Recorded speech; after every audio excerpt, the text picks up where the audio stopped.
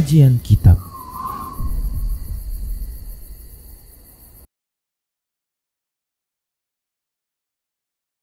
Assalamualaikum warahmatullahi wabarakatuh. Innal hamdalillah nahmaduhu wa nasta'inuhu wa nastaghfiruh wa na'udzu billahi min shururi anfusina wa sayyiati a'malina may yahdihillahu fahuwal muhtad wa may yudlil falan tajida lahu waliyyan mursyida. Asyhadu an la ilaha illallah wahdahu la syarika lah wa asyhadu anna Muhammadan abduhu wa rasuluh alladzi la nabiyya ba'dah. Wa qala Allah subhanahu wa ta'ala ya ayyuhalladzina amanu taqullaha haqqa tuqatih wa la tamutunna illa wa antum muslimun. Ya ayyuhalladzina amanu taqullaha wa qulu qawlan sadida yuslih lakum a'malakum wa yaghfir lakum dhunubakum wa may yuti'illaha wa rasulahu faqad faza fawzan 'azima. Ya ayyuhan nasu taqu rabbakumul ladzi khalaqakum min nafsin wahidah wa khalaqa minha zawjaha wa batha minhuma rijalan katsiran wa nisaa wattaqullaha alladzi tasaaluna bihi wal arham innallaha kana 'alaikum raqiba. Amma ba'du, nastaqal hadithi kitabullah wa khairul hadi hadi Muhammad sallallahu alaihi wasallam wa syarrul umur muhdatsatuha wa kullu muhdatsatin bid'ah wa kullu bid'atin dhalalah wa kullu dhalalatin finnar. Ikhwati wa akhwat, para pemirsa Rosyad TV dimanapun Anda berada, alhamdulillah kembali kita bertemu dalam kajian Kitab Tauhid. Ikhwah, kita masih di bab yang ke-13, yaitu minasyirki ayyastaghitha bi ghairillah, termasuk kesyirikan yaitu meminta istighatsah, meminta pertolongan pada selain Allah, au yad'u ghairah, atau berdoa kepada selain Allah. Di sini Syekh Muhammad bin Abdul Wahhab menampilkan beberapa dalil yang terkait dengan larangan ini. Pertama, beliau menyebutkan dalil surat Yunus ayat 106. Wala tad'u min dunillahi ma la yanfa'uka wa la yadhurruk. Janganlah kamu mohon kepada selain Allah yang tidak dapat memberi manfaat dan juga tidak pula mendatangkan mudarat, bahaya bagimu. Fa in fa'alta fa innaka idzam minadh dhalimin. Kalau itu kamu lakukan berarti kamu termasuk orang yang berbuat zalim, yaitu syirik. Beliau juga menampilkan surat Yunus ayat 7. Wa iyyamsaskallahu bidurrin fala kashifa lahu illahu. Apabila Allah menimpakan kepadamu satu bahaya, maka tidak ada yang dapat menghilangkannya kecuali Dia. Wa yuridka bi khairin fala radda li fadlih. Dan jika Allah menghendaki kebaikan bagimu, maka tidak ada yang bisa menolak karunia-Nya. Yusibu bihi may yasha'u min ibadihi wa huwal ghafur rahim. Dan Dia memberikan kebaikan pada siapa saja yang Dia kehendaki dari hambanya, dan Dia Maha Pengampun lagi Maha Penyayang. Kemudian beliau juga menyebutkan dalil yang kedua, yaitu firman Allah Subhanahu wa taala dalam surah Al-Ankabut ayat 17. Innama ya'buduna min dunillahi innama ta'buduna min dunillahi awthana wa takhluquna ifka. Sesungguhnya mereka yang kamu sembah selain Allah itu tidak mampu memberikan rezeki kepadamu. Kemudian dalil yang ketiga, wa man adallu mimma yad'u min dunillahi ma la yastajibu lahu ila yaumil qiyamah. Dan tiada yang lebih sesat daripada orang yang memohon kepada sesembahan selain Allah yang tiada dapat mengabulkan permohonannya sampai hari kiamat. Wa hum an du'aihim ghafilun. Dan sesembahan itu tidak memperhatikan, tidak mengetahui akan permohonan mereka. Wa idza hisyaran nasu kanu lahum a'da'a wa kanu bi'ibadatihim kafirin. Dan apabila manusia dikumpulkan di hari kiamat, niscaya sesembahan itu menjadi musuh mereka dan mengingkari pemujaan mereka. Jadi sesembahan yang mereka sembah itu sendiri akan kafir, akan mengingkari atas perbuatan mereka yang menyembah sesembahan tersebut. Dalil yang keempat yang disebutkan oleh Syekh Muhammad bin Abdul Wahhab, yaitu soal An'am yang tadi surat Al-Ahqaf ayat 5-6. Berikut soal 6 ayat 62. Amma yujibul muttarra idza da'ah wa yakshifus su' wa yaj'alukum khulafal ard ilahu ma'allah qalilan ma tadhakkarun. Atau siapakah yang mengabulkan doa orang yang dalam kesulitan di saat dia berdoa kepadanya dan menghilangkan kesusahan, dan yang menjadikan kamu sekalian menjadi khalifah di muka bumi. Ailahu ma'allah, apakah ada sembahan selain Allah? Qalilan ma tadhakkarun, sedikit sekali mereka yang mau mengingatnya. Dalil yang kelima, ya. Dalil yang kelima yang disebutkan Syekh Muhammad bin Abdul Wahhab, yaitu di mana ketika ada seorang meminta pertolongan kepada Nabi sallallahu alaihi wasallam dengan kalimat, yaitu di mana seorang muslim berkata, mari kita bersama-sama mohon perlindungan kepada Rasulullah. Mohon perlindungan kepada Rasulullah yang dimaksud yaitu minta istighatsah, dengan kalimat istighatsah. Rasulullah mengatakan, innahu la yustaghatsu bi innama yustaghatsu billah. Sungguhnya aku tidak boleh dimintai perlindungan, hanya saja Allah lah yang boleh dimintai perlindungan. Kelima dalil ini sudah kita jelaskan secara terperinci di kajian yang lalu. Demikian juga faedah-faedah di bab 13 ini juga telah kita baca satu persatu. Sekarang mari kita lihat adanya syubhat-syubhat, dalil syubhat yang dijadikan oleh sebagian kaum muslimin menjadi dalil bolehnya meminta perlindungan, meminta pertolongan kepada Nabi sallallahu alaihi wasallam atau kepada orang-orang soleh. Yang pertama yang dijadikan sebagai dalil, ikhwah, kalau dalil itu ada yang sahih dan ada yang dhaif. Ya, hadis-hadis Rasulullah sebagaimana yang sudah masyhur, ada yang sahih, ada yang dhaif. Banyak hadis-hadis dhaif dijadikan sebagai dalil, maka karena ini dhaif tidak kita bahas. Ya, tidak kita bahas. Kita hanya membahas dalil-dalil yang sahih, apakah dari Al-Quran maupun dari Sunnah Rasulullah SAW, yang dijadikan dalil sebagai pembolehan, dibolehkannya orang hidup berdoa kepada Nabi yang sekarang sudah meninggal atau kepada orang-orang soleh yang sudah meninggal. Demikian ikhwah rahimanallahu wa iyyakum. Yang pertama syubhat mereka bahwasanya Nabi SAW itu belum meninggal dunia. Ya, Nabi SAW pada hakikatnya beliau belum meninggal dunia, kata mereka. Alasannya apa?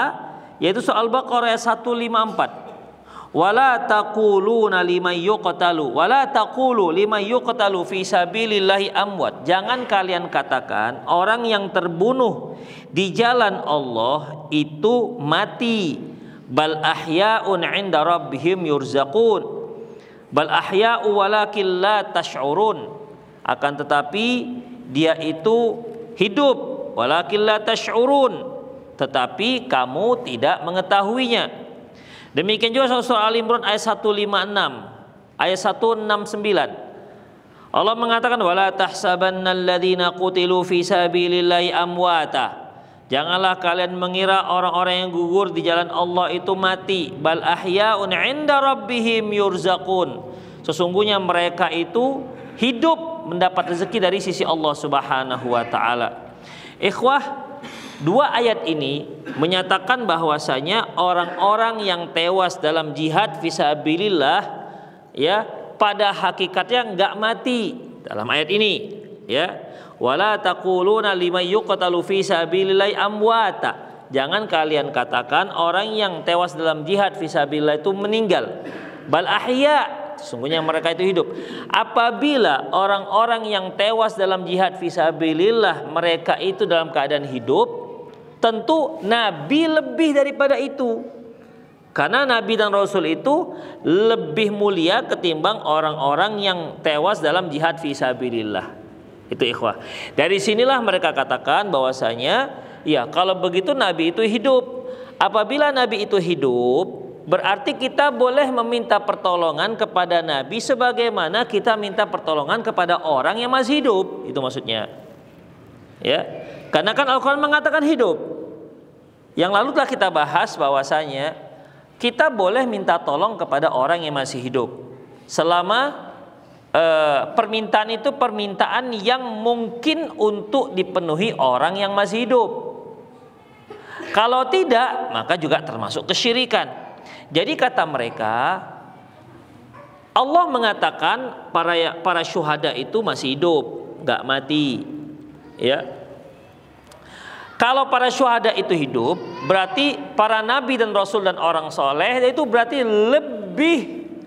lebih jelas kehidupannya. Makanya kita boleh minta ke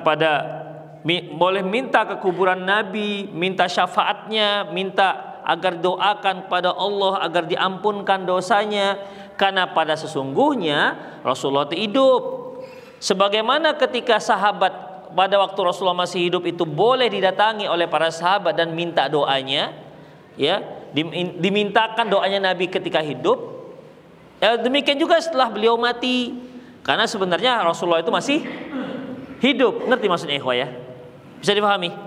Itu yang belakang yang nyender-nyender. Yang nyender-nyender kira-kira dipahami? Bagaimana pendalilannya? Enggak dengar sampai sana. Halo, dengar? Dengar ya? Demikian ikhwah. Jadi dalam masalah ini itu salah satu pendalilan. Jadi kalau Nabi itu masih hidup ya boleh dong kita minta.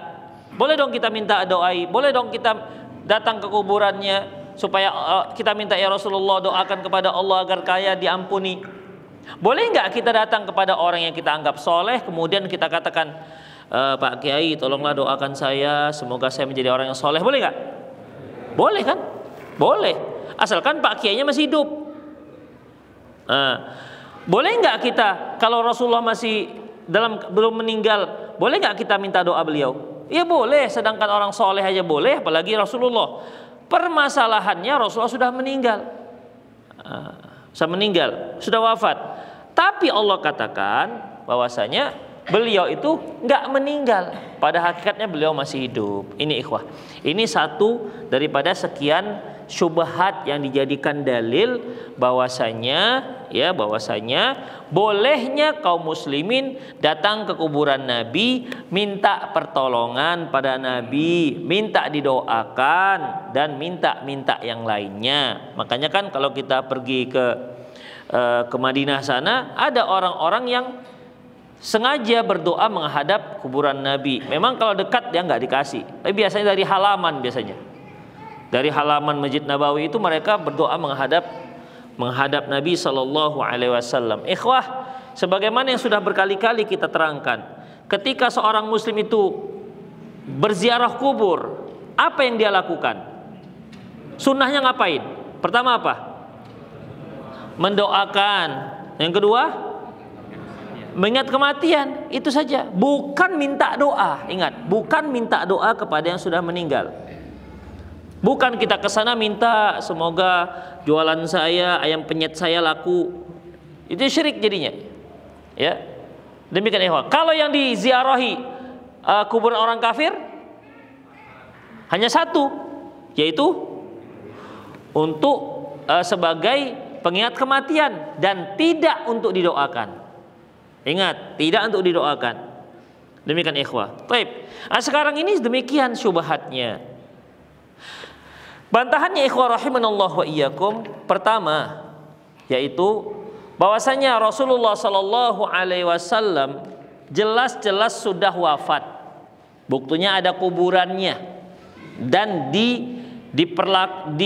diselenggarakannya jenazah beliau sebagaimana penyelenggaraan jenazah sahabat yang lainnya. Hanya memang bedanya jenazah Rasulullah itu pakaiannya nggak dibuka. Pakaiannya nggak dilepas. Beliau dimandikan dengan pakaiannya dan dikafankan dengan pakaiannya, seperti orang yang mati syahid. Ya, kalau kita kan digunting, dilepas. Demikian ikhwah. Itu aja bedanya. Selebihnya sama. Taib. Sebagaimana yang pernah kejadian di mana ketika Umar bin Khattab mendengar Rasulullah wafat, beliau katakan beliau nggak percaya. Rasulullah belum wafat. Beliau belum lagi menjelaskan, menentukan siapa orang-orang munafik yang buat kacau kaum muslimin. Gak akan mungkin beliau wafat, kata Umar bin Khattab. Tak lama kemudian datanglah Abu Bakar radhiyallahu anhu langsung masuk ke rumah Aisyah. Aisyah kan anaknya, jadi ya bisa dia masuk langsung. Sahabat lain nggak bisa. Ya, masuk langsung ke rumah anaknya. Aisyah melihat Rasulullah, kemudian beliau singkap wajah Rasulullah, jenazah beliau cium dan beliau pun menangis. Kemudian Abu Bakar radhiyallahu anhu keluar rumah dan mengatakan, "Man kana minkum ya'budu Muhammadan fa inna Muhammadan qad mat." Barang siapa di antara kalian yang menyembah Muhammad, sesungguhnya Muhammad sudah meninggal dunia. Wa man kana ya'budullah, dan barang siapa yang menyembah Allah, fa innallaha hayyun la yamut. Dan barang siapa yang menyembah Allah, ketahuilah Allah itu maha hidup, tak akan mati-mati. Kemudian Abu Bakar radhiyallahu anhu membacakan firman Allah, "Wa ma Muhammadun illa rasulun qad khalat min qablihi rusul afa imma ta'au qutilan qalabatum ala aqabikum." Allah mengatakan, ini dibacakan oleh Abu Bakar, tidaklah Muhammad itu ya adalah seorang rasul, qad khalat min qablihi rusul, sebagaimana rasul-rasul sebelumnya yang sudah meninggal. Afa imma ta'au qutilan qalabatum ala aqabikum, apabila meninggal dunia apakah kalian akan kembali murtad? Wa may yanqalib ala aqibahi fala yadurrullah syai'a. Barang siapa yang kembali murtad, enggak akan membahayakan Allah sedikit pun, enggak akan merugikan Allah Subhanahu wa taala sedikit pun. Demikian. Wa sazillahu syakirin, Allah akan membalas orang-orang yang bersyukur. Apa kata Umar bin Khattab ketika mendengar ayat itu? Seolah-olah baru kali itu saya mendengar ayat itu. Pada ayat itu sering dibaca. Tapi dengan kondisi seperti itu, seolah-olah dia baru kali itu mendengar ayat tersebut. Akhirnya Umar bin Khattab pun lemes, ya. Mau tidak mau harus menerima bahwasanya Rasulullah sallallahu alaihi wasallam itu sudah meninggal dunia. Demikian ikhwah. Dan banyak ayat-ayat yang menegaskan innaka mayitun wa innahum lamayitun, kata Allah. Muhammad, kamu itu mati, kamu itu akan mati sebagaimana mereka juga akan mati. Az-Zumar ayat 30. Kemudian ikhwah rahimanallahu wa iyyakum, dalam soal Anbiya ayat 34, Allah mengatakan, "Wa ma ja'alna li basyar min qablikal khuld." Ya Muhammad, ya, kami tidak pernah menjadikan hidup abadi bagi seorang manusia pun sebelummu. Tidak ada seorang pun yang kekal abadi. Sebelummu itu semua meninggal. Siapapun dia, mau nabi, mau rasul, mau siapapun dia, sebelummu tidak ada yang tidak meninggal, semua meninggal. Wa ma ja'alna li basyari min qablikal khuld. Tidak ada satu manusia pun yang kami jadikan kekal sebelummu. Afa imitta fahumul khalidun, kalau kamu mati apakah mereka juga maka kekal? Artinya kalau kamu aja mati apalagi mereka. Tapi ikhwah, masih ada di kalangan kaum muslimin sekarang itu masih meyakini Nabi Khidir itu masih hidup. Ya, Nabi Khidir masih hidup. Ya dia bisa datang tiba-tiba. Demikian ikhwah. Dan ini jelas bertentangan dengan sabda Nabi SAW yang diriwayatkan oleh Imam Bukhari, bahwasanya apa kata beliau? Sesungguhnya tidak ada seorang pun yang hidup hari ini masih hidup di 100 tahun yang akan datang.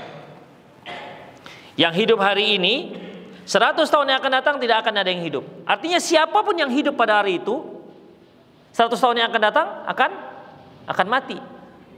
Seandainya Nabi Khidir waktu itu masih hidup, berarti 100 tahun yang akan datang dia sudah meninggal. Demikian ikhwah. Jadi jelas sekali ayat-ayat ya menyatakan bahwasanya Rasulullah sallallahu alaihi wasallam meninggal dunia. Taib. Kalaupun dia dikatakan hidup ikhwah, wafatnya itu dikatakan hidup, hidupnya itu hidup barzakhiyah. Hidup barzakh. Barzakh itu ikhwah, arti kata dasar barzakh adalah pembatas. Sebagaimana dalam surah Ar-Rahman, bainahuma barzakhul la yabghiyan, marajal bahraini yaltaqiyan, bainahuma barzakhul la yabghiyan. Ada dua laut yang bertemu, di antara keduanya ada barzakh. Barzakhul la yabghiyan, ada barzakh pembatas, la yabghiyan, yang satu tidak bisa bercampur dengan yang lainnya. Jadi soal ada barzakh. Alam barzakh, alam batas. Batas antara dunia dan akhirat. Seorang tidak akan mungkin masuk akhirat sebelum dia dapat masuk barzakh dulu. Demikian. Walaupun dia matinya di saat terjadinya hari kiamat, dia tetap masuk ke alam barzakh dulu, baru dia bisa masuk ke daerah ke hari akhir itu dibangkitkan. Demikian ikhwah. Dan Rasulullah bersama orang-orang soleh, termasuk juga orang-orang yang mati syahid, mereka itu hidupnya hidup al-barzakhiyah, hidup alam barzakh, tidak hidup yang hakiki, ya. Tidak hidup yang hakiki. Loh, bukankah orang-orang biasa juga hidup kalau begitu? Ya kan? Bukankah orang-orang biasa juga, bahkan orang kafir juga hidup? Kalau dikatakan kehidupan itu kehidupan alam barzakhiyah, kehidupan alam barzakh.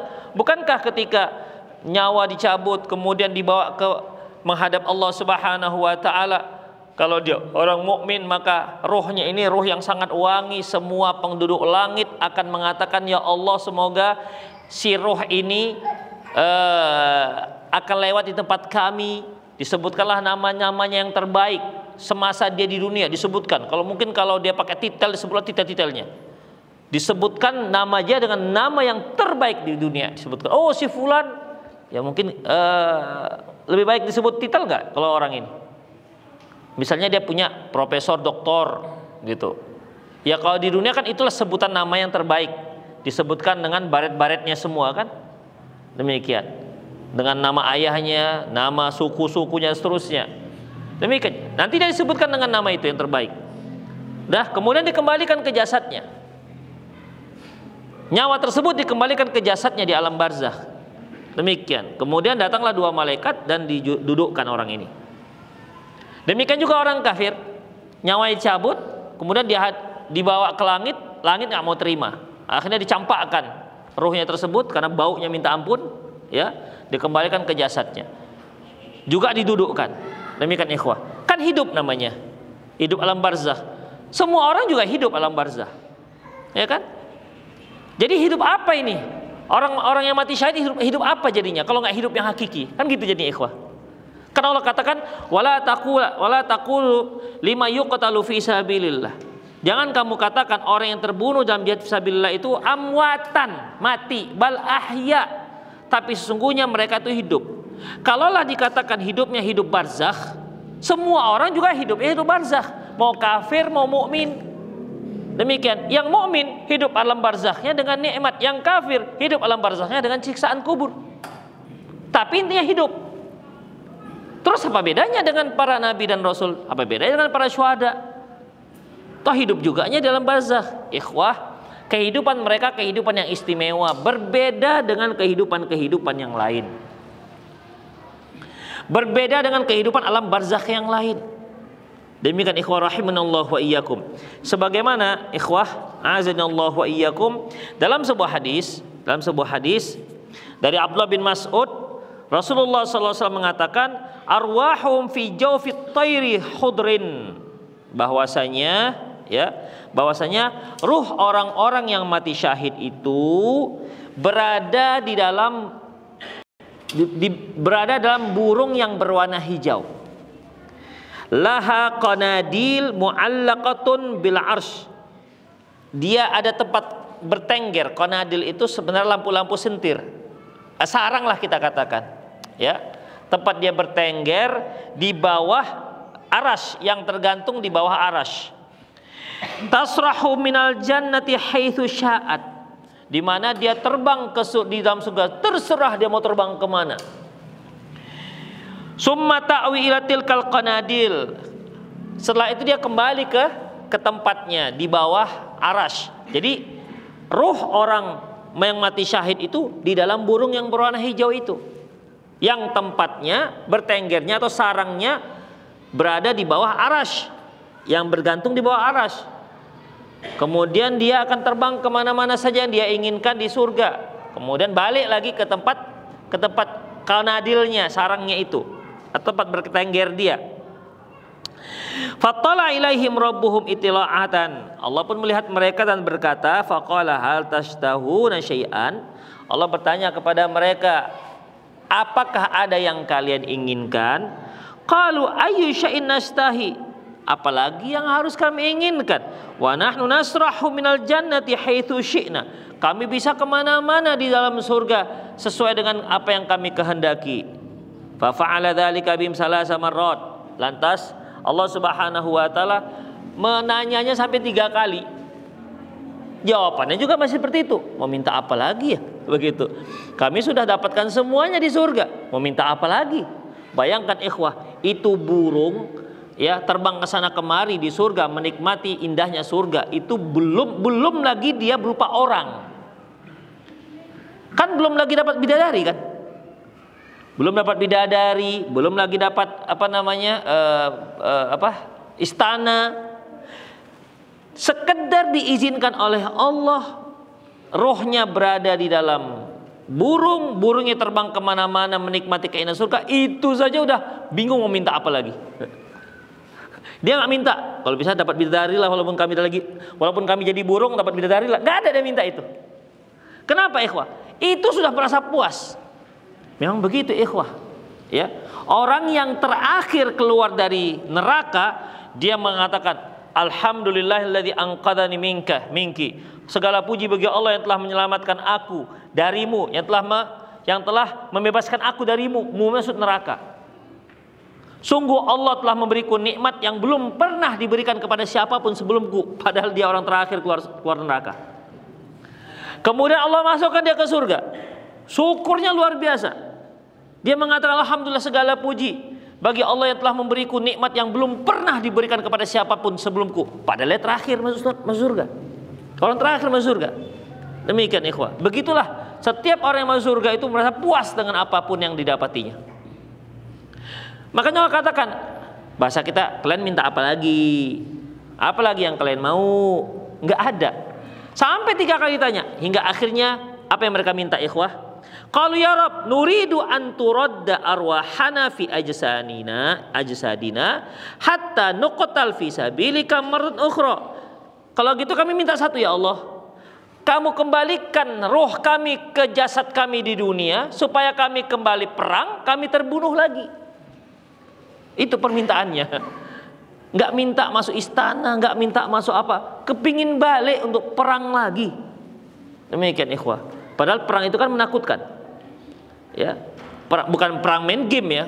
Main game iyalah satu harian. Ini perang betulan. Perang itu kan artinya mau membunuh artinya. Kalau nggak kita dibunuh, kalau nggak kita membunuh, kita dibunuh. Itu nggak ada main cubit-cubitan ketika perang itu.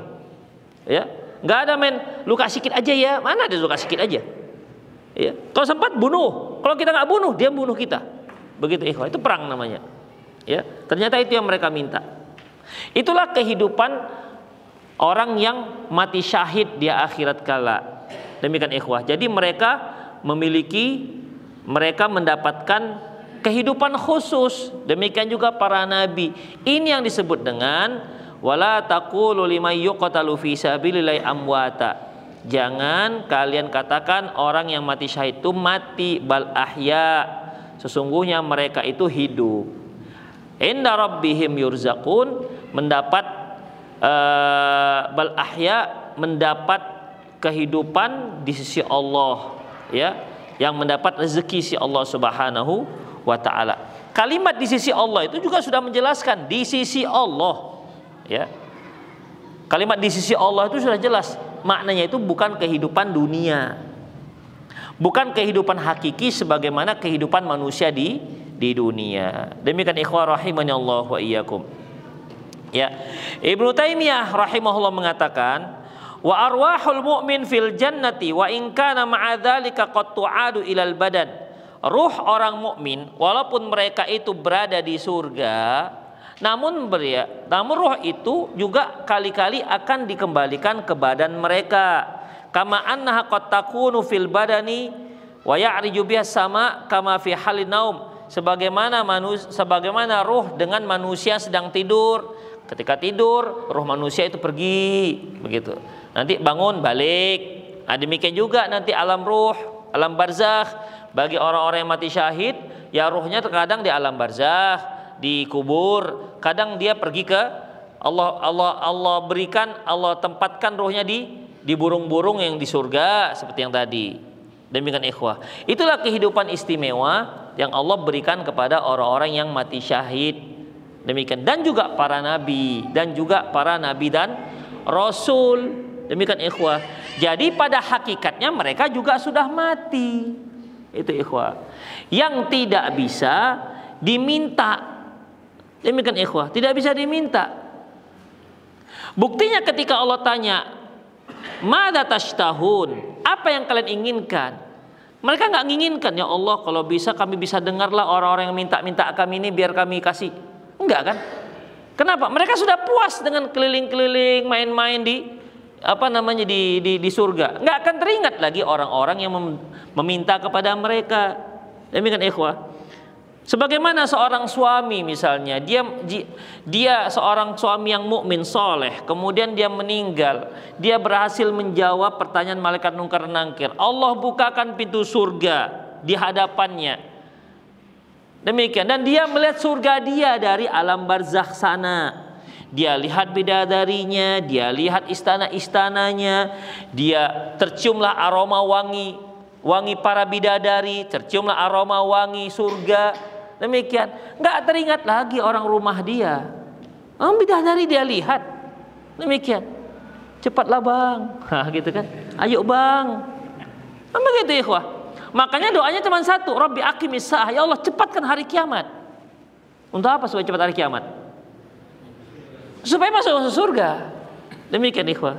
Kan nggak teringat lagi istrinya yang jelek-jelek di dunia. Maksudnya dibandingkan surga gitu loh, dibandingkan bidadari. Demikian, ya nggak ada apa-apanya lah ikhwah. Orang kata Rasulullah, bidadari itu kalau muncul di dunia ini akan terang dunia. Macam lampu gitu apa bidadari itu ya. Udah nggak usah antum pikirkan. Kalau antum pikirkan nggak cantik jadinya. Nggak jadi cantik kalau kita kias-kiaskan dengan perempuan yang ada di dunia. Seperti saking putihnya nampak tulang sumsumnya. Ya Allah, tulang sumsum nampak tulang aja kita takut. Ya kan? Demikian. Jadi ikhwah azallahu wa iyyakum, itu saking indahnya. Ya, saking indahnya. Jadi kapan lagi mereka sempat mendengari orang-orang yang minta? Sebagaimana yang kita bacakan kemarin bahwasanya ya, wahum an du'ahim ghafilun. Mereka itu orang-orang soleh. Kalau memang betul-betul dia soleh, mereka nggak tahu menau dengan doa orang-orang yang mendoa kepada mereka. Wahum an du'ahim ghafilun. Mereka tidak tahu menau dengan permintaan mereka. Ya mereka sibuk dengan surganya. Ya. Masih sibuk ngurusin orang dunia kemudian request minta ini minta itu. Nggak ada lagi ikhwah. Ya. Jadi syubhat yang pertama ini tidak bisa diterima. Ya. Tidak bisa dikatakan nabi, rasul itu atau orang yang mati syahid itu dia bisa memberikan permintaan orang yang masih hidup dengan alasan karena dia masih hidup. Hidupnya bukan sama dengan hidup yang sekarang. Tidak sama dengan kehidupan dunia, tapi kehidupannya kehidupan alam barzakh. Demikian ikhwah rahimani Allah wa iyyakum. Ya. Kemudian falamma ra'anna laisa lahum hajatan taraku. Ketika Allah lihat ternyata mereka enggak ada permintaan, Allah biarkan.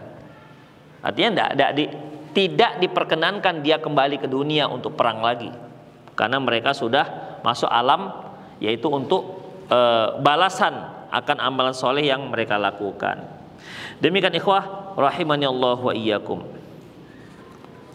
Kemudian ada sebuah hadis ini diriwayatkan oleh Imam Barzakh, al-anbiya'u ahya'un fi quburihim yusallun.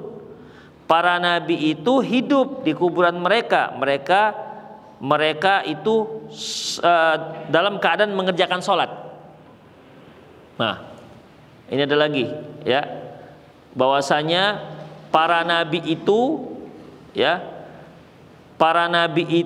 hidup dalam kuburan mereka dan mereka sedang sholat. Dalam hadis yang lain, marartu ala Musa lailata usriya bi indal kathibi al-ahmar wa qa'imun yusalli fi qabrihim. Aku melintasi Nabi Musa pada malam Isra'ku di daerah Kathib al-Ahmar. Dia sedang berdiri sholat di kuburannya. Ikhwah, berarti kan hidup. Ikhwah kembali sama jawabannya, ya. Orang-orang mukmin, ya, mereka karena kebiasaan mereka ketika di dunia sholat, mereka nanti di alam barzah juga kepingin sholat. Itu ikhwah. Tapi bukan sholat karena merasa kewajiban. Sholat mereka itu merasakan kelezatan ketika mereka sholat. Demikian ikhwah, ya. Mereka merasakan kelezatan ketika mereka itu sholat. Jadi bukan suatu beban bagi mereka, beban bagi mereka. Dan ini kan menunjukkan bahwasanya mereka punya kegiatan sendiri, bukan untuk diminta-mintai, bukan. Ya, itu kegiatan mereka. Ikhwah rahimanallahu wa iyyakum. Baik. Selanjutnya ikhwah rahimanallahu wa iyyakum, ada syubhat kedua, yaitu firman Allah Subhanahu wa taala surat Nisa ayat 64. Wa ma arsalna min rasulin illa liyuta'a bi idznillah.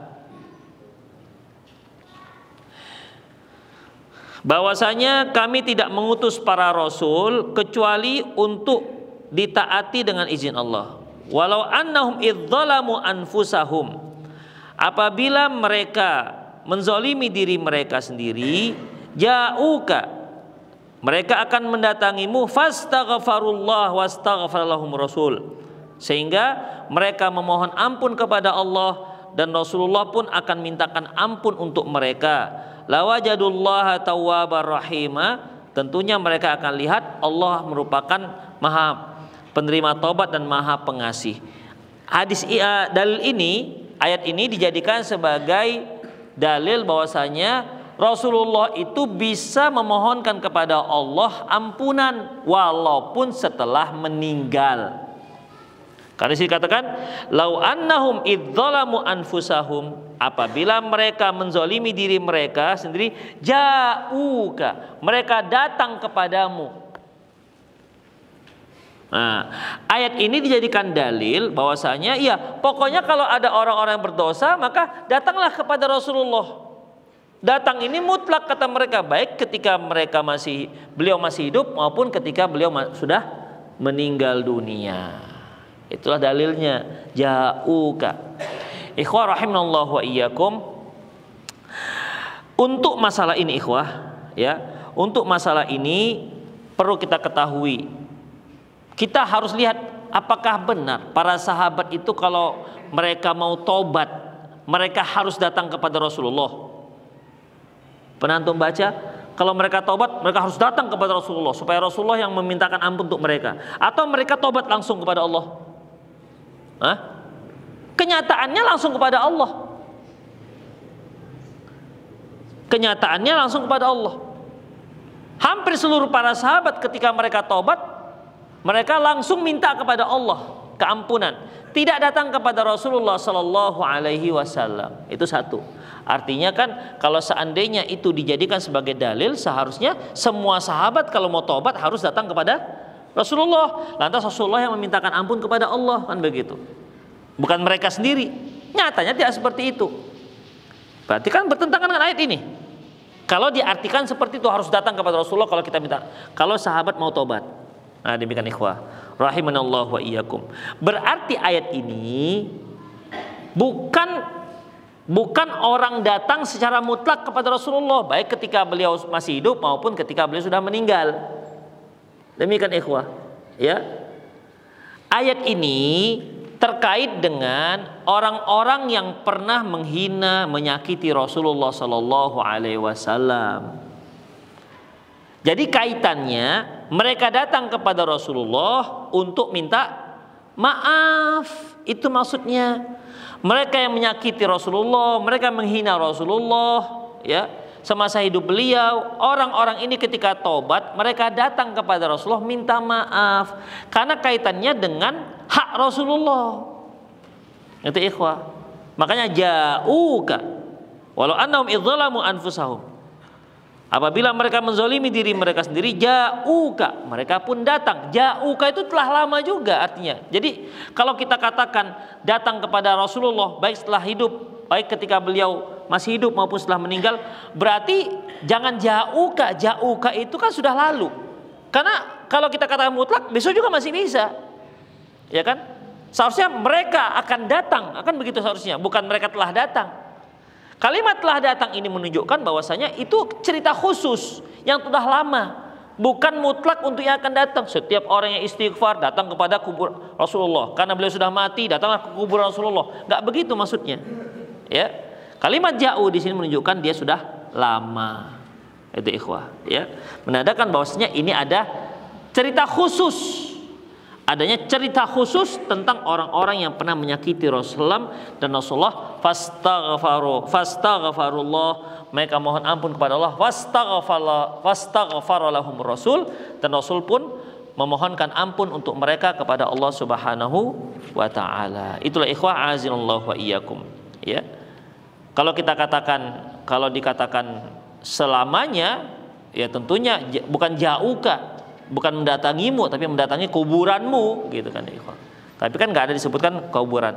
Kalimat id, bukan idza. Kalau dikatakan apabila mereka id annahum idza zalamu, apabila mereka menzalimi diri mereka sendiri. Kalau apabila berarti mutlak. Ini id di saat mereka dahulu itu di saat mereka dahulu menzalimi diri mereka. Itu kalimat id. Kalau seandainya mutlak, nggak id dia, tapi idza. Berarti setiap kali orang menzalimi diri mereka, datang ke Rasulullah. Baik setelah ketika beliau masih hidup maupun setelah beliau meninggal. Tapi kalimatnya bukan idza, tapi id. Itu ikhwah rahimanallahu wa iyyakum, ya. Itu syubhat yang kedua. Syubhat yang ketiga yaitu al-anbiya'u ahyaun fi quburihim yusallun. Para nabi itu dalam kuburannya salat. Ini sudah kita sebutkan tadi, ya. Bahwasanya mereka itu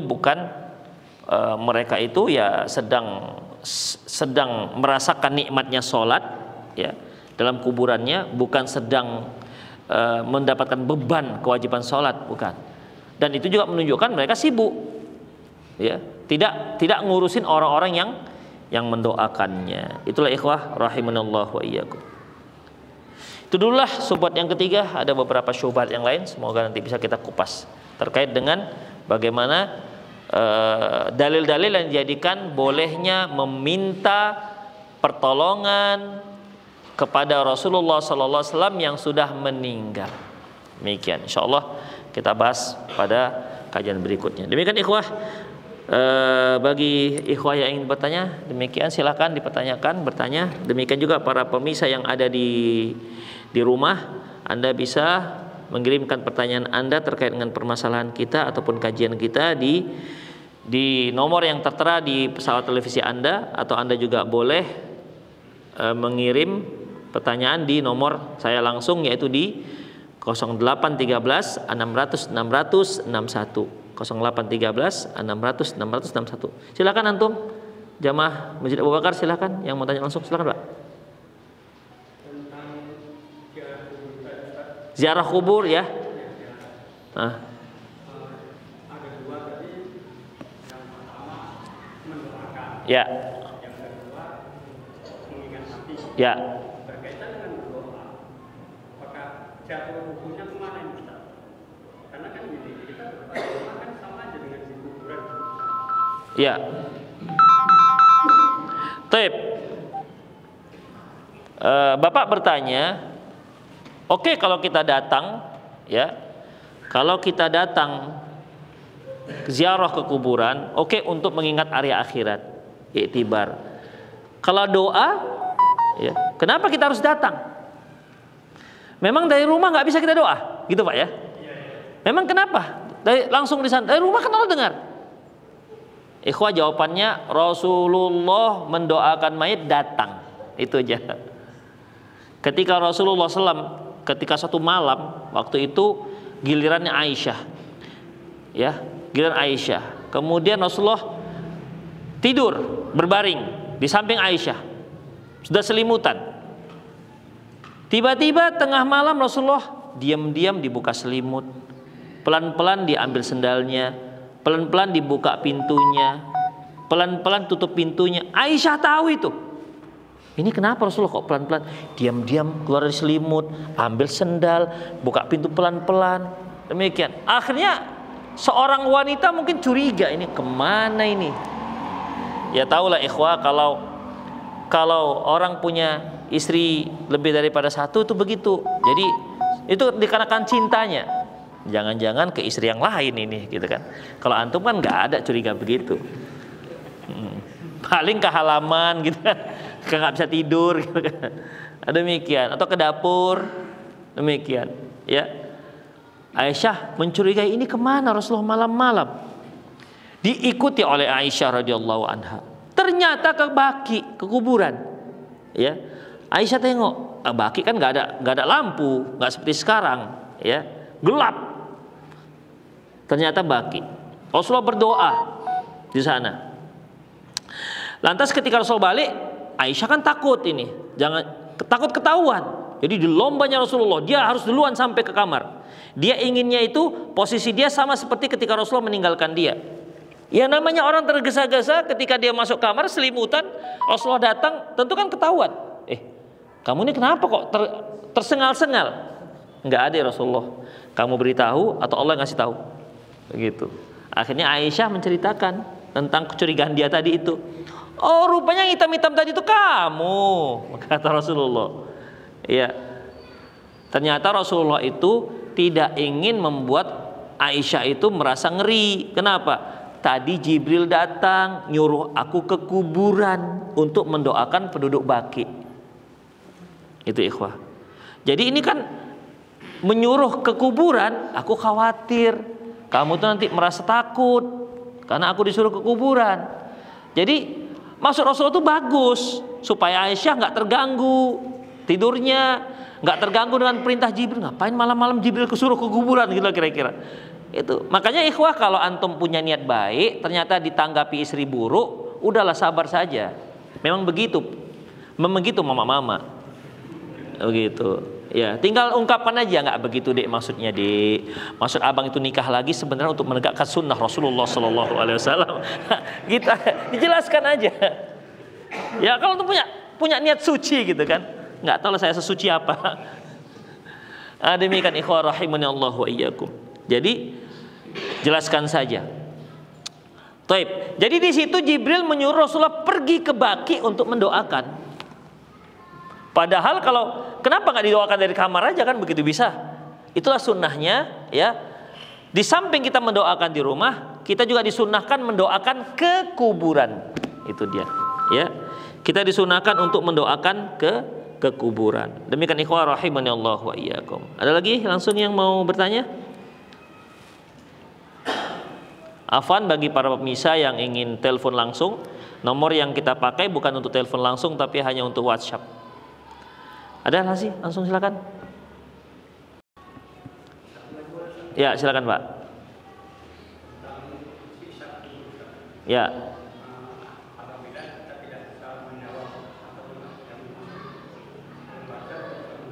Ya. Ya. Iya, orang yang terkena nikmat kubur atau siksa kubur itu rohnya saja apa jasadnya?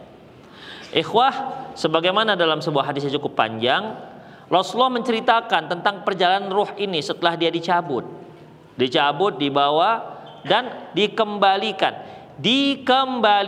ke jasadnya, Yang namanya dikembalikan ke jasadnya, tentu jasad yang pertama. Kalau antum pulang ke rumah, kembali ke rumah, ya rumah yang pertama.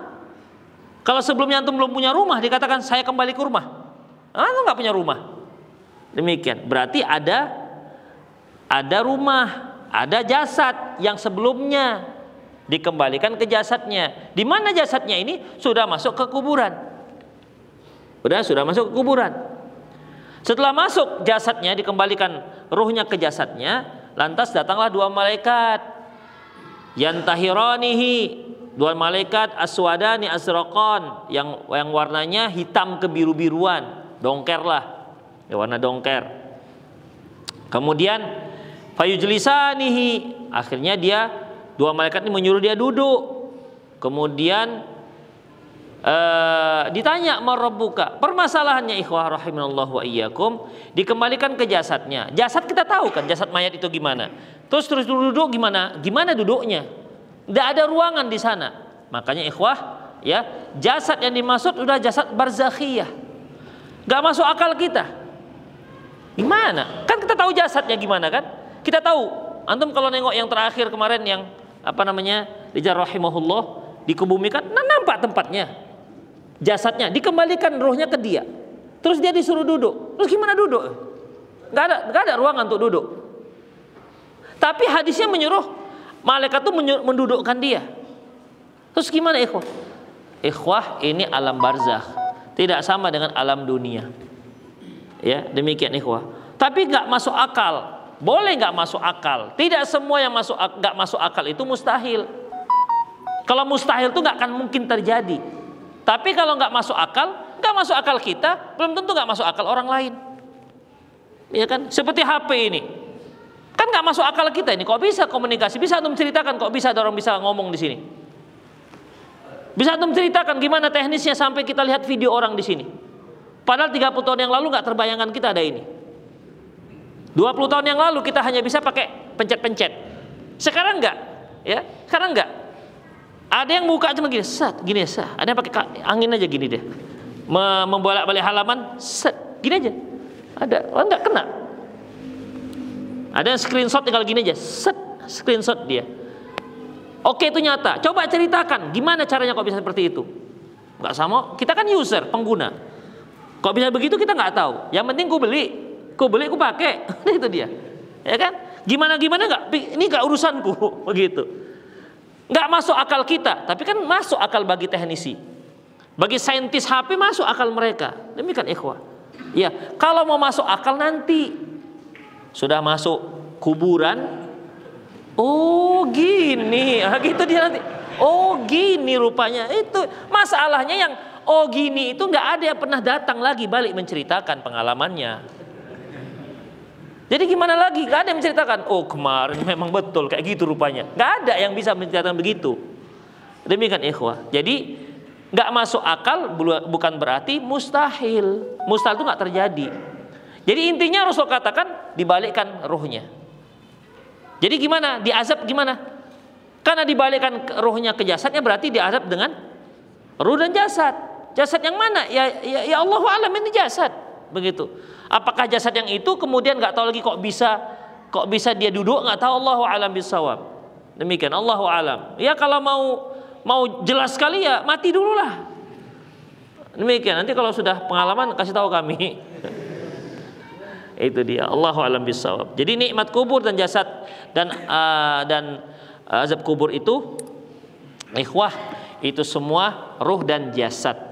Allahu a'lam bissawab.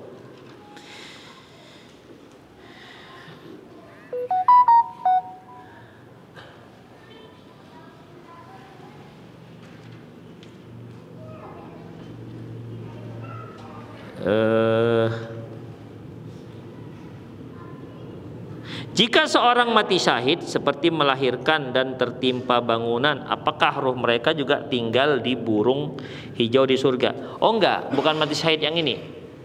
Ya, memang kan Rasulullah pernah bertanya tentang yang mati syahid. Para sahabat menjawab yang mati syahid itu yang tewas dalam jihad fisabilillah. Lantas Rasulullah mengatakan, idzan syuhada ummati laqalil. Kalau begitu sedikit sekali lah yang mati syahid di kalangan umatku. Lantas beliau mengatakan, man mata fil gharaqi wal mabtun wat ta'un, yang meninggal karena sakit perut, meninggal karena kena ta'un, meninggal karena al-gharaq, yaitu meninggal karena tenggelam, wal hadam, meninggal dikarenakan kena runtuhan, kemudian wal kharaq, meninggal karena karena terbakar, meninggal karena jamaah, yaitu meninggal karena melahirkan anak. Itu semua mati syahid. Ya, mati syahid. Tapi itu syahidnya syahid dunia. Para ulama membagi antara syahid dunia dan syahid akhirat. Syahid akhirat hanya mereka yang tewas dalam jihad fisabilillah. Mereka tidak dimandikan, dan pakaiannya tidak dilepas, mereka langsung dikebumikan, langsung dikapankan dengan darah-darahnya. Demikian. Agar nanti ketika dia dibangkitkan, darahnya mengalir dan mengeluarkan aroma kasturi. Itu ikhwah, keistimewaannya. Adapun syahid dunia seperti yang meninggal karena sakit paru-paru, meninggal karena tenggelam, tertimpa dan lain-lainnya, itu juga dimatikan syahid, dikatakan mati syahid, tapi syahidnya syahid dunia. Ya, itu merupakan, kalau Syekh Albani menyebutkan dalam kitab Ahkamul Janaiz, kitab beliau Ahkamul Janaiz, beliau katakan ini termasuk min alamatil husnul khotimah, di antara tanda-tanda husnul khotimah.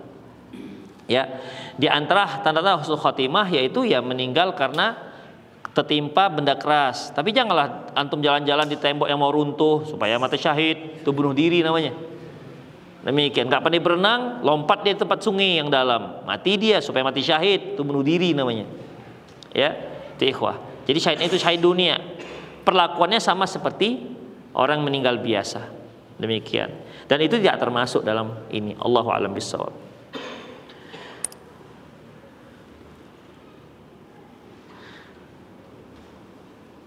Ustadz, saya guru mengajarkan siswa untuk berinfak, lalu uang infaknya dibuat untuk kegiatan lomba. Bagaimana ya Ustadz?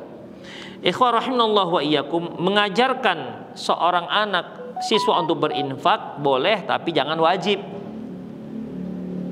Ya, bukan wajib. Anak-anak kita belajar infak ya, satu orang harus 500. Di absen. Ini siapa nih yang belum infak? Fulan, kenapa nggak infak? Ini infak wajib apa infak zakat atau gimana? Demikian ikhwah. Syekh Ibrahim Ruhaili kemarin waktu di Solo ditanya, Syekh, boleh nggak kami mengajar mengajarkan anak-anak untuk puasa Senin Kemis, ya, tapi macam diwajibkan gitu. Karena kalau sudah hari Senin dan Kamis nggak ada makan siang, nggak ada yang masak. Kata beliau, nggak boleh. Kenapa harus kita wajibkan sesuatu yang sifatnya sunnah gitu? Kenapa diwajibkan sesuatu yang sifatnya sunnah? Jadi ya nggak boleh diwajibkan, karena Allah mensunahkan bukan mewajibkan. Tapi mungkin masing-masing pondok punya pandangan masing-masing lah. Tapi intinya kata beliau tuh begitu. Kalau Allah katakan sunnah, jangan Anda wajibkan. Itu dia. Jadi kalau mau dianjurkan silakan, yang mau puasa silakan, yang nggak mau puasa ya ada makan siang gitu. Jangan yang nggak mau puasa nggak ada makan siang gitu. Kan macam mewajibkan. Berarti siswa yang lain ya daripada nggak makan siang mending puasa gitu.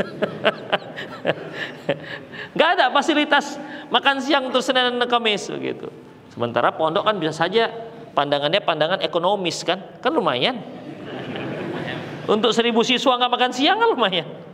Nah, demikian. Allahu a'lam. Intinya ya masing-masing pondok punya pertimbangan sendiri-sendiri lah ya untuk siswanya. Allahu a'lam bishawab. Ya boleh mengajarkan infak tapi jangan diwajibkan. Kemudian kalau digunakan untuk perlombaan nggak apa-apa asalkan si murid rela. Gimana Nana ini nanti infaknya nanti kita buat untuk lomba gitu. Infak untuk lomba itu gimana ya? Ya nggak apa-apa ikhwah. Demikian ya. Tapi kalau bisa yang gini-gini ikhwah, dengan orang tuanya, anak-anak yang genggi aja, ya kan? Anak-anak yang genggi aja. Coba nanti anak-anak uang infak ini nanti kalau kumpul untuk ibu ya, apa katanya? Iya katanya, nggak masalah. Coba tanya orang tuanya. Kok untuk ibu pula? Aku aja ngasihnya itu merogoh-rogoh kantong dari dalam. Tiba-tiba untuk ibu kan. Makanya kalau bisa yang gini-gini jangan muridnya yang kecil-kecil ya, tapi tanya sepakatilah dengan wali murid. Demikian ikhwah. Ini jadi bahan ceritaan ini kalau seandainya tidak diketahui oleh wali murid. Ada yang ngirim titik aja, Insya Allah. Ada yang langsung silakan, bis. Ya silakan. Silakan. Kenapa Allah Subhanahu wa taala mengabulkan orang yang meminta kepada berhala? Allah Subhanahu wa taala mengabulkan permintaan iblis. Allah Subhanahu wa taala mengabulkan permintaan orang-orang kafir. Ya. Itu menunjukkan apa, ikhwan? Menunjukkan dunia ini bagi Allah tidak ada harganya sama sekali. Apa kata Rasulullah? Seandainya dunia ini bagi Allah seharga sayap nyamuk, Allah nggak akan kasih apapun pada orang kafir ini. Seandainya dunia ini seharga, kata Rasulullah, seharga sayap nyamuk, Allah nggak akan kasih apapun pada orang-orang kafir. Tapi karena nggak ada harga sama sekali, dikasih aja. Buktinya Firaun jadi raja dia. Jadi raja, semua diberikan oleh Allah Subhanahu wa taala. Padahal dia pandai, padahal dia berani-berani lancang mengatakan wa ana rabbukumul a'la. Aku ada Tuhanmu yang maha tinggi. Firaun. Iblis sendiri kaget dengan Firaun ini. Wah, Tuhan katanya dia. Iblis kaget. Awak aja nggak kayak gitu. Demikian. Ya. Jadi ya itulah dia. Artinya Allah memberikan. Pernah dalam ayat disebutkan, ya Allah engkau memberikan kekuasaan, memberikan harta kepada Fir'aun. Ya Allah untuk menyesatkan umatmu ya Allah, kata Nabi Musa. Itu dia. Maksud Nabi Musa itu kan dengan kasih. Jadi Allah engkau berikan Fir'aun kekuasaan, harta. Itu semua dia gunakan untuk menyesatkan umatmu. Ya Allah hanguskan semua itu, habiskan semua itu, kata. Itu doanya Nabi Musa untuk Fir'aun. Demikian ikhwah. Jadi Allah Subhanahu wa taala memberikan siapa saja ya yang dia kehendaki. Bisa saja untuk tadarruj, istidraj. Ya, ketika dia sholat agak seret rezekinya. Ketika tinggal satu sholatnya agak mulai mudah rezekinya. Wah, bagus ini nampaknya nih. Semenjak tak sholat subuh kok jadi naik rezeki saya. Coba tambahlah sekali lagi. Tambah nggak sholat zuhur, bertambah rezekinya. Demikian. Semakin jauh dari Allah, semakin banyak rezekinya. Wih, nampaknya cocok ini sepertinya buktinya Allah kan memberi saya rezeki, berarti Allah sayang dengan saya. Jadi sayang itu nggak harus sholat. Demikian ikhwah. Kan begitu jadi kesimpulannya. Sayang itu tidak harus sholat. Semakin dia nggak sholat, semakin banyak rezekinya, semakin dimudahkan. Itu namanya istidraj. Ya, Allah memberi orang-orang yang buat maksiat, ya, membuat orang maksiat hingga nanti satu hari Allah matikan dia nggak sempat taubat. Demikian. Allah memberi kita sakit itu supaya apa, ikhwah? Supaya kita tahu harganya kesehatan. Supaya kita doa kepada Allah. Sakit, dokter sudah ke dokter nggak bisa juga. Akhirnya kemana kita minta? Pada Allah kan. Akhirnya kan kita kembali kepada Allah. Akhirnya kita mengingat Allah. Coba kita sehat-sehat aja, nggak ingat dengan Allah. Doa pun nggak. Kalaupun doa, Rabbana atina fid dunya hasanah wa fil akhirah. Gitu. Macam antara doa dan tidak doa. Coba ketika susah, kan sungguh-sungguh doanya, berlinang air mata. Demikian. Antara komat, antara azan komat setelah sholat, Masya Allah, sungguh begitu doa. Demikian. Tandanya orang susah dia. Ada yang sedang dia minta. Demikian. Sungguh-sungguh. Orang kalau dia lagi susah, ikhwah, dia akan sungguh-sungguh mintanya. Tapi coba nggak susah, mungkin nggak doa-doa dia. Itu tandanya apa, ikhwah? Musibah yang Allah turunkan itu supaya kita itu kembali kepada Allah Subhanahu wa taala. Itu hikmahnya. Ya, kita kembali berdoa, kembalilah, akhirnya kembali zikir, kembali rajin ke masjid. Nah, demikian. Coba kalau dia semakin jauh dari Allah, semakin mudah rezekinya, semakin Allah berikan ke lapangan dunia, semakin jauh dia, ikhwah. Demikian, ikhwah, ya. Jadi itulah dia hikmah mengapa Allah Subhanahu wa taala memberikan permintaan orang-orang kafir walaupun dia melalui berhala. Demikian juga orang muslim. Ya, demikian juga orang muslim yang seperti yang kita kaji di kajian lalu, kalau ada yang angker tuh numpang lewat ya tuh, kan gitu kan? Tuh numpang lewat ya tuh. Iyalah katanya kan begitu. Demikian. Aman. Kalau ada orang yang begitu, tuh diam aja, dia lewat aja. Oh, sambet dia tiba-tiba. Oh kan? Makanya lewat di sini bilang, tuh lewat tuh dia lewat aja. Enggak pakai minta izin, kesambet dia. Sambat jin dia, kesurupan. Itulah buktinya. Makanya Akhirnya itu jadi kamus dengan masyarakat. Setiap lewat tuh, lewat ya tuh. Inilah yang kata Allah Subhanahu wa taala, wa annahu kana rijalun minal insi ya'udzuuna birijalin minal jinni fazaduhum rahaqa. Dan sesungguhnya laki-laki dari kalangan manusia minta perlindungan dari laki-laki dan kalangan jin. Fazaduhum rahaqa, yang akhirnya mereka itu menjadi melunjak, membuat mereka semakin sesat.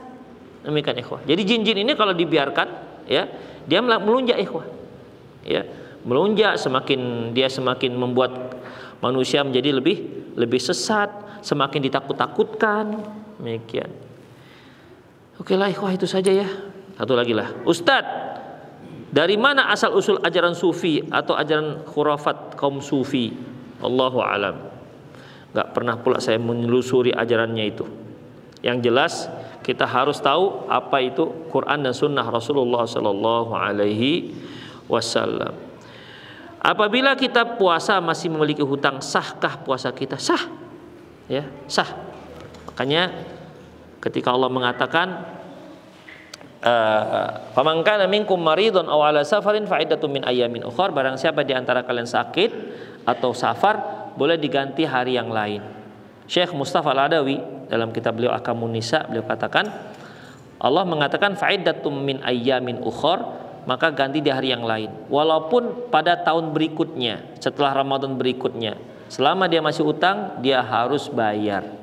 Dia harus mengqadha puasa hutang tersebut.